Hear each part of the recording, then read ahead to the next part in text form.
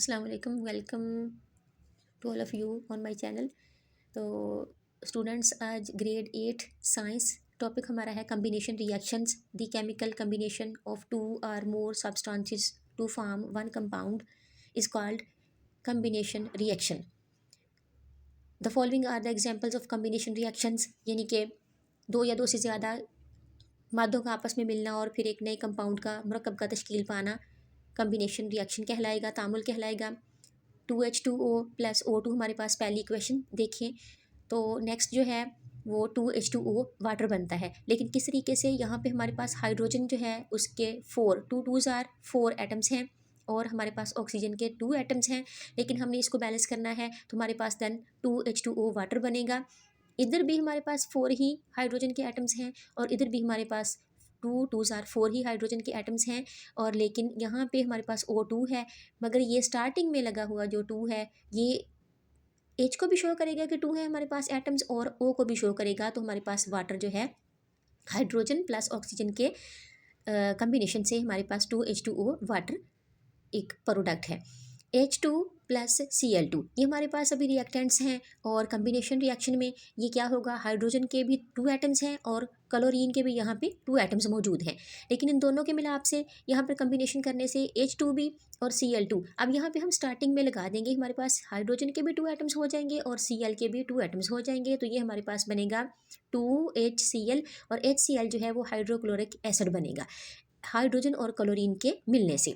यहाँ पे भी बैलेंस हो गई हमारी इक्वेशन। नेक्स्ट हमारे पास है N2 नाइट्रोजन, ये एक गैस है, प्लस 3H2 ये भी एक गैस है, हाइड्रोजन है, लेकिन इसके साथ जो है वो इसको जो है वो लेफ़्ट साइड के और यहाँ पे सिरे पे लगे हुए एटम्स आपस में मल्टीप्लाई होंगे, तो ये हमारे पास यहाँ पे हाइड्रोजन की मिकदार 6 एटम्स हैं, नाइट्रोजन के 2 एटम्स हैं।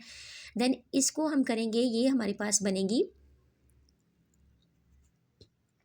अमोनिया।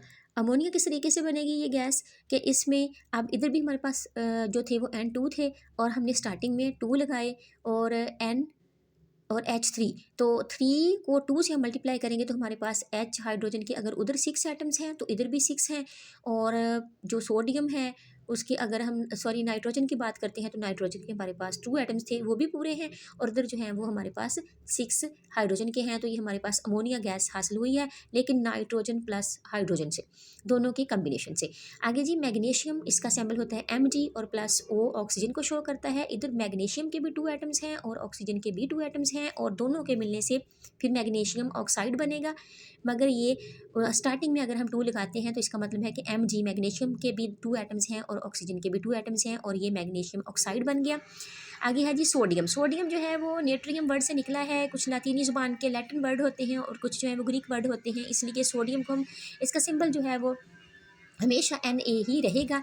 ये सोडियम के 2 एटम्स हैं, प्लस क्लोरीन Cl2 है, और एरो में हमें मिल रहा है 2NaCl। यहाँ पे हमारे पास सोडियम के जो है वो भी 2 एटम्स थे और हमने स्टार्टिंग में 2 लगा दिया तो हमारे पास 2NaCl, और ये हमारे पास सोडियम क्लोराइड एक बैलेंस इक्वेशन बन गई। आगे नेक्स्ट है जी कैल्शियम ऑक्साइड। यहाँ पे अब हमारे पास Ca कैल्शियम का है, ऑक्सीजन इसको ऑक्साइड से शो करेंगे, कैल्शियम ऑक्साइड प्लस यहाँ पे CO2 कार्बन डाइऑक्साइड का फार्मूला है।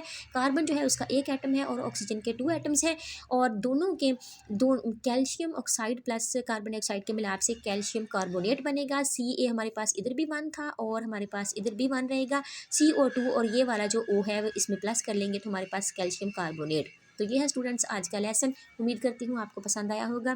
टेक केयर, अल्लाह हाफिज़।